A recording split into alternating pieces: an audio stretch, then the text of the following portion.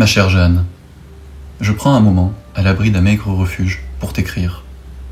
Les journées ici s'étirent dans une monotonie pesante, troublée seulement par le fracas des armes. Mais c'est la nuit, lorsque tout semble plus calme, que je ressens le poids de cette guerre dans mon âme. Je ne veux pas t'inquiéter inutilement, mais il serait malhonnête de te cacher la vérité. Le front est un monde à part, où la boue, le froid et le bruit constant des obus s'imposent comme nos compagnons quotidiens. Si tu savais ce que je donnerais pour un bain bien chaud et des habits propres. Tu me verrais là, dans mon uniforme taché de sang et de boue, la barbe mal taillée, la crasse qui me colle à la peau chaque jour. La guerre m'a transformé en une créature hideuse, sale, épuisée. Mais je tiens encore.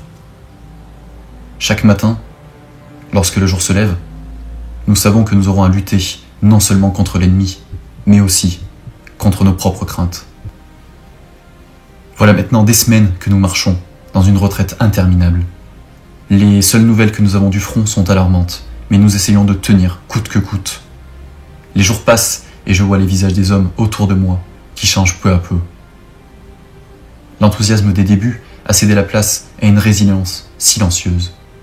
Nous tenons bon pour notre pays, pour notre famille, et moi, je tiens bon pour toi, ma chère Jeanne. Pourtant, il y a des moments où tout semble vaciller. Je dois te confier une peine immense, mais je pense que tu as dû en être informé au village. Albert, il n'est plus. Lors de notre dernière attaque, il s'est écroulé, frappé par une salve de balles. Je n'ai rien pu faire.